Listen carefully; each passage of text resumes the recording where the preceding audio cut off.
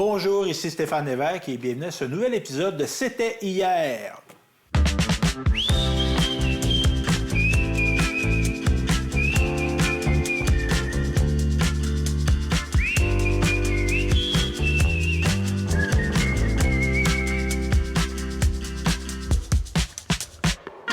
Aujourd'hui, à C'était hier, on est à Patrimoine-Bécancour et on rencontre Mme Kathleen Junot-Roy. Bonjour, Mme Kathleen. Bien, bonjour. Vous allez bien? Très bien, merci. Et là, Kathleen Junot-Roy, c'est une jeune femme qui est née à Gentilly.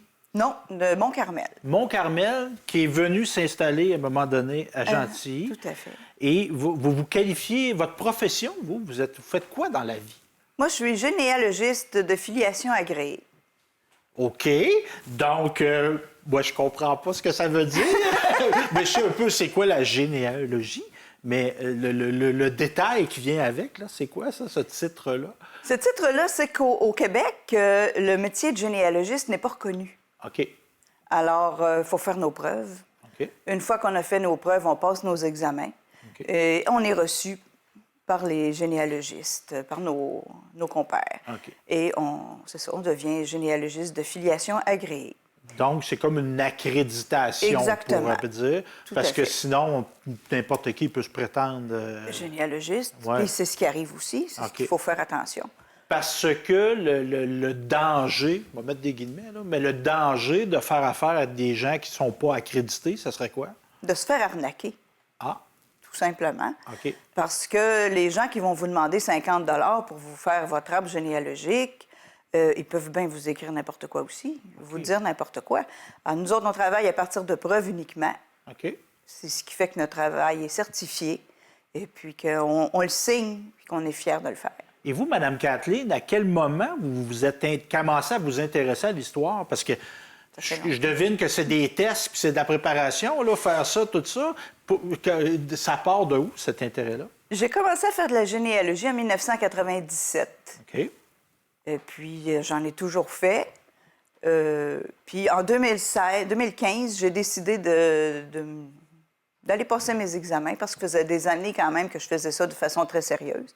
Et puis, j'ai passé mes examens. Puis en 97, c'est-tu un peu comme monsieur, madame, tout le monde dit, je sais c'est qui mes grands-parents, mes arrière-grands-parents, mais je voudrais peut-être aller plus loin. C'est-tu un peu ça? C'est surtout quand ma grand-mère est décédée OK. que j'ai voulu savoir, moi, mais elle avait resté où, grand-maman? Puis elle venait d'où? Et puis personne qui était là pour me donner des réponses. OK. On oublie trop facilement. La mémoire étant une faculté qui oublie, c'est pas long qu'on ne sait plus les générations qui nous ont précédés. Puis si vous interviewez quelqu'un dans la rue, puis vous lui demandez le nom de ses grands-parents, il n'y a pas de souci, le nom de ses arrière-grands-parents, mais l'autre génération après, c'est fini. Ordinairement, ils sont plus capables de les dire. Alors, ça m'a intriguée, puis j'ai voulu en savoir davantage. Puis c'est devenu une passion. Alors, comme je fais avec les élèves que j'ai, moi, je donne la piqûre, mais je n'ai pas de vaccin. Quand on a la maladie, c'est fini. C'est incurable. Elle est là pour la vie. Parce que c'est quoi qui va...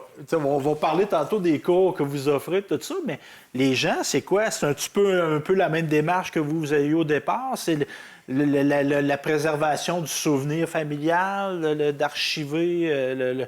Oui, c'est souvent de se découvrir soi-même. OK. Alors, on veut vraiment savoir qui on est.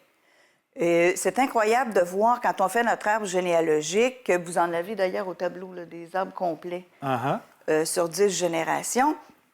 Une fois qu'on a fait nos arbres, on veut savoir qui était notre père, mais pas rien que le nom. C'était quoi sa vie? Grand-papa, c'était quoi son nom? Oui, mais c'était quoi sa vie? C'était dans quelle époque il a vécu? C'est toujours émouvant. Mes élèves, moi-même, c'est toujours très émouvant quand, dans un acte officiel, on voit la signature de notre grand-papa ou de notre arrière-grand-mère, qu'on voit qui ont été colonisés l'Abitibi, donc qui ont été travaillés dans des manufactures aux États-Unis.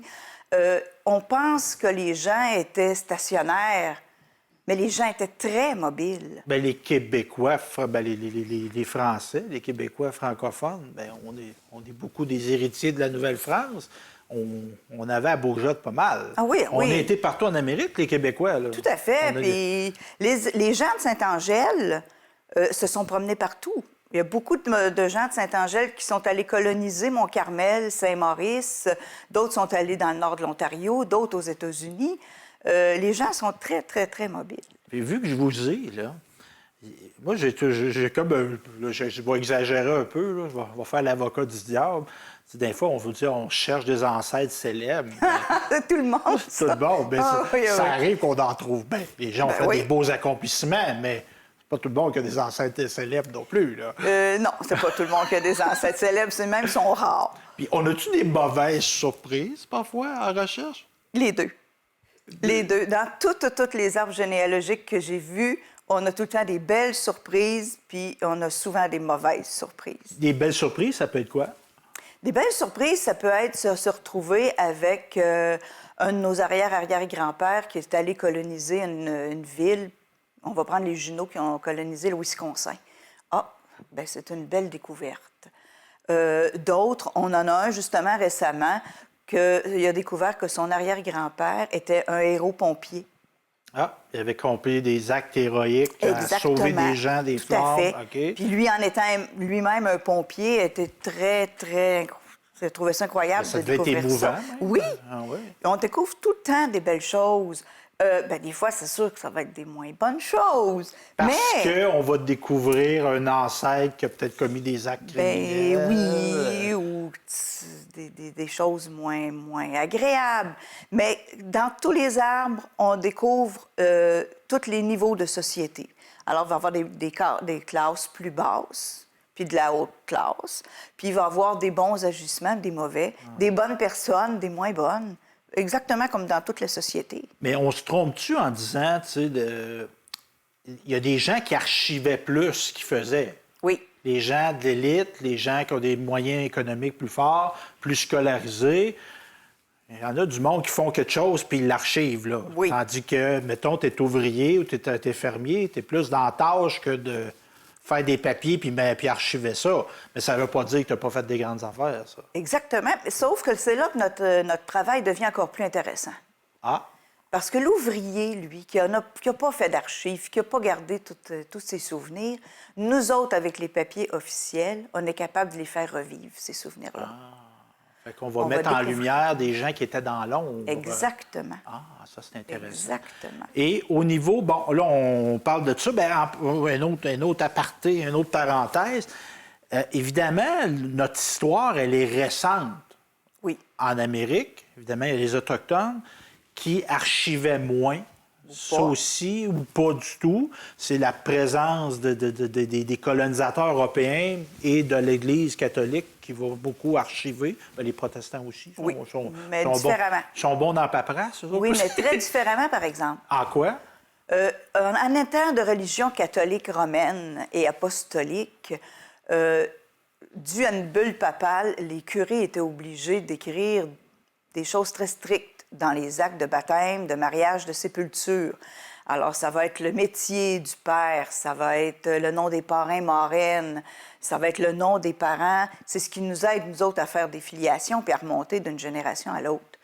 Alors que pour les protestants, c'est pas une obligation. OK. Alors, vous allez voir, Juliette et Roméo se sont mariés, telle date. Point. OK. Alors là, c'est difficile pour nous autres de remonter d'une génération. Alors, pour les catholiques, c'est beaucoup, beaucoup plus facile. Puis au niveau des Autochtones, parce qu'il y a eu une mixité au Québec, oui. Là, on est plusieurs à avoir... on a pas mal. Il y a eu des couples mixtes. Oui. C'est correct aussi. Eux, les Autochtones, n'avaient pas ne faisaient pas d'archivage de ce type-là. Non, ils faisaient autrement, mais oui. il n'y avait pas la tradition écrite. Là. Non, c'était une tradition orale. OK. Mais très valable. Oui. Très, très valable. Vraiment, c'est surprenant. Quand on voit les histoires qu'ils racontent, on est capable de remonter au début de la colonie pour certaines histoires. Ce qui est dommage, par contre, c'est que les curés, lorsqu'ils les ont baptisés, leur ont souvent donné le nom de Sauvage comme nom de famille. Ah. Alors, on va voir Isabelle Sauvage, puis Nicolas Sauvage. OK, fait qu'ils ont comme il y a une perte La D'identité. OK. Une perte d'identité. Puis au niveau, est-ce qu'on est capable, exemple, moi je présume que mes ancêtres c'était des Français. Je présume. Peut-être. Faudrait que je fasse mon arbre généalogique. Moi, je me suis toujours questionné en passant. Moi, c'est l'évêque, mon nom. Je me suis toujours demandé, moi, comment c'est que le premier l'évêque s'est appelé l'évêque. Alors ça, c'est le fun de faire des recherches sur les noms de famille aussi, puis les patronymes. Parce Ils ont toute une histoire. Parce que normalement, là, vous pouvez valider ce que je vais avancer, mais un évêque... Oui, mais il a peut-être un chapeau, lui, là. C'est peut-être pas supposé d'avoir d'enfant, un évêque. Non, c'est pas supposé, ça. Donc, mais... on vendra pas le punch. Mais est-ce qu'on est capable de remonter, Québécois francophones, là, qui a des ancêtres? Bien, ici, on a des Acadiens qui sont venus, mais les Acadiens, c'est des héritiers de la France aussi. Est-ce qu'on est capable de traverser l'Atlantique? Souvent. OK. Très, très souvent. De plus en plus. La généalogie, ça bouge énormément. Il y a une grosse mondialisation aujourd'hui en généalogie. C'est plus vrai que la généalogie, c'est québécois. Okay. La généalogie, c'est mondial. Parce qu'on a des ancêtres français, puis la France, c'était aussi il y a des gens qui sont venus en France de d'autres pays. Puis on est tous des enfants d'immigrants. Oui, ben oui. Ils sont juste pas arrivés la même année. OK. OK? Moi, j'ai beaucoup d'ancêtres allemands.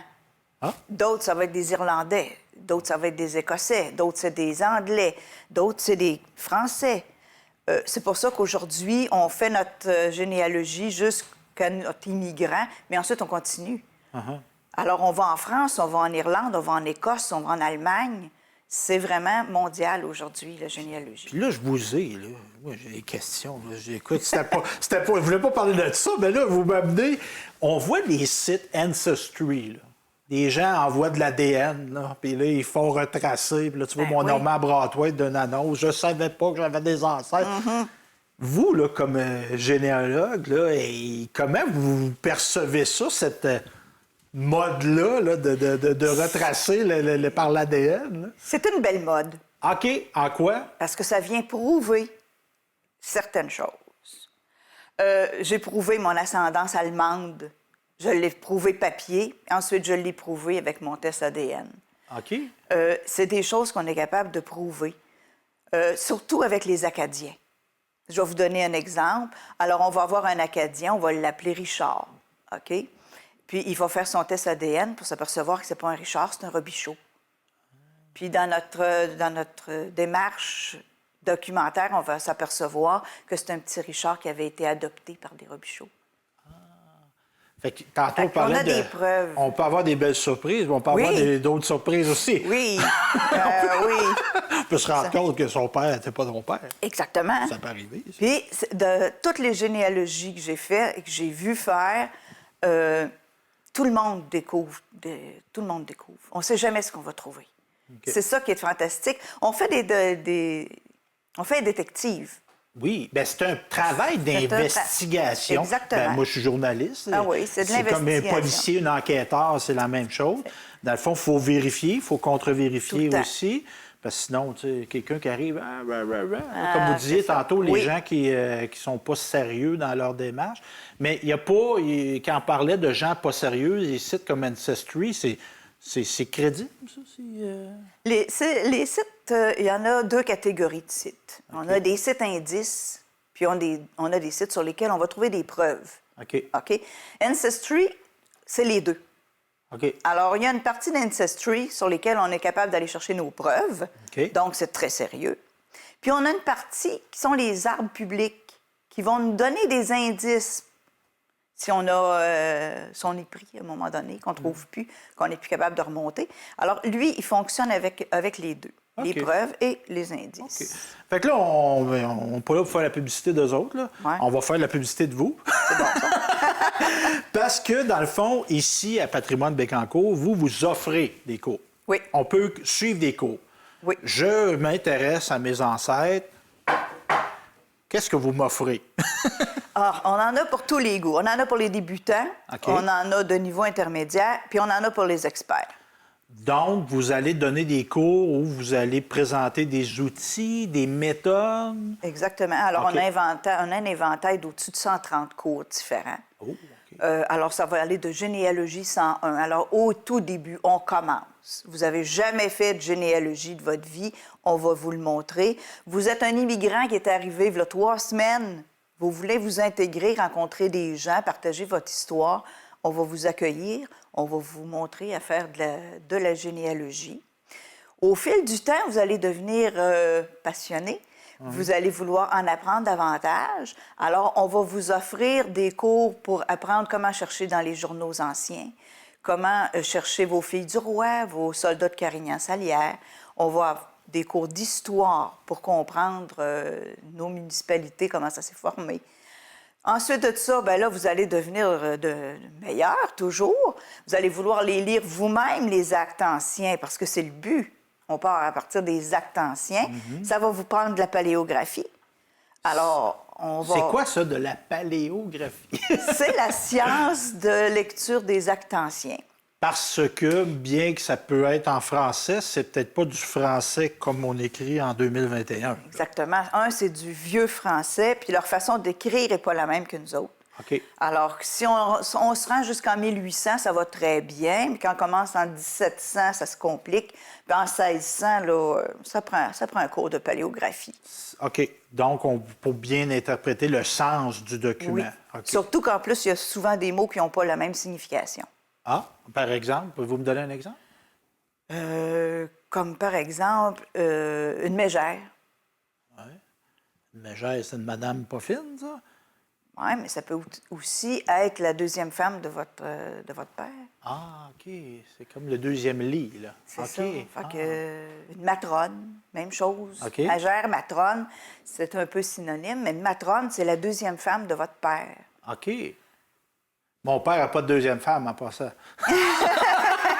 Bien, c'est ça, il y a des mots qui n'ont pas le même sens aujourd'hui. Donc, il faut en être conscient parce que sinon, on va mal analyser notre Exactement, document. comme on va voir la bonne femme. Souvent, dans les actes, on va lire la bonne femme. Ça peut être un peu péjoratif, hein? Aujourd'hui, mais pas dans le temps. OK. C'était même très bien vu. C'est une bonne femme. Ben oui, le vrai sens, ça devrait être ça. Là. Exactement. OK. Fait que c'est ça, c'est d'apprendre à lire les actes tels qu'ils sont, mais surtout être capable de les lire parce que c'est l'écriture qu'on n'est pas capable de reconnaître. Puis on a-tu, puis je me permets une petite parenthèse là-dessus, au niveau québécois, est-ce qu'on est bon dans l'archivage de ce type de documents-là? On est privilégié. Ah oui, OK. On est vraiment privilégié au Québec. On a 95 de tout ce qui s'est fait d'actes de baptême, mariage, sépulture, actes notariés qui sont intacts. OK. Et c'est un des rares endroits au monde. D'ailleurs, on dit que le Québec, c'est un paradis pour faire de la généalogie. À cause de l'Église catholique? À cause de l'Église catholique, puis à cause de l'état de nos archives. OK. Ah. Des deux. Puis, je suis un petit peu étonné d'entendre ça. Moi, je connais pas le domaine. Je suis un peu étonné parce que des fois, on dit on s'occupe pas de notre histoire, puis notre patrimoine, on n'en prend pas soin, puis on est bon, on peut le dire. On est bon. Il faudrait continuer à être bon. Oui. On en perd. OK. Parce que, est-ce que c'est numérique? Y a-t-il une systématisation de la numérisation? C'est là qu'on en perd. Là. OK. C'est qu'on a beaucoup gardé, mais le mettre à la disposition des gens, c'est là qu'est le problème. Là. Parce qu'on manque de fonds, on manque de personnel pour archiver, oui, mais numériser puis rendre accessible. Parce que c'est dans un entrepôt très bien conservé, à bonne température, mais un entrepôt, quelque part, c'est pas très accessible. Là.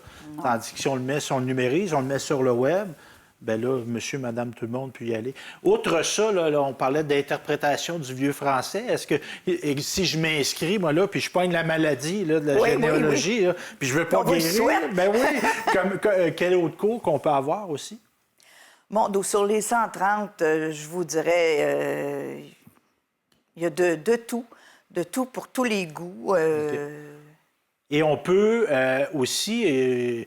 On va vous confier qu'on se parle avant de commencer à filmer. Je demandais à Mme Kathleen Junot-Roy qu'est-ce qu'elle avait fait hier en soirée. Vous me disiez, vous étiez à investiguer sur une histoire familiale. De qui en particulier? On est sur la famille Levasseur de Saint-Angèle-de-Laval. Puis, mettons, là, juste pour comprendre cette investigation-là, pourquoi les Levasseurs? C'est une demande qu'on vous a faite? À Patrimoine Bécancour, vous avez le choix de venir faire votre généalogie. OK. Vous avez le choix d'apprendre à l'écrire parce qu'on donne aussi des ateliers, justement, comment écrire son histoire de famille. Mais vous pouvez aussi participer à des projets d'envergure, comme écrire l'histoire des premiers maires de tous les secteurs de Ville de Bécancour, ou aussi des 174 familles de Saint-Angèle-de-Laval, d'après le recensement de 1871. Fait que là, on a comme pas un échantillon, on a une base, puis là, on peut dire, on va investiguer cette famille-là, on va investiguer cette famille-là. Exactement. Fait que c'est un choix. Exemple, lui, ce mandat-là, cette investigation-là, cette enquête-là, c'est une décision d'ici. Oui. OK, on s'est dit, on va travailler sur cette famille-là. Exactement. Le recensement de 1871, c'est le premier qui a été fait après la Confédération. C'est le plus gros. Okay. Il est très détaillé, il est en 9 tableaux. Donc, il nous apprend énormément sur nos familles. Alors, on a pris les 174 familles de Saint-Angèle-de-Laval, on les passe une après l'autre. Moi, je suis rendue à la 33e. Ça fait donc 32 histoires de familles que j'écris. La 33e famille, c'est la famille Levasseur. Alors, on s'aperçoit qu'ils sont dans la soixantaine. Ils ont eu 19 enfants, dont 10 garçons. OK. De leurs garçons, 6 sont des pionniers qui sont allés défricher le rang Saint-Félix à Mont-Carmel. Okay. On en a d'autres à Saint-Maurice, on en a un en Ontario, on en a un aux États-Unis.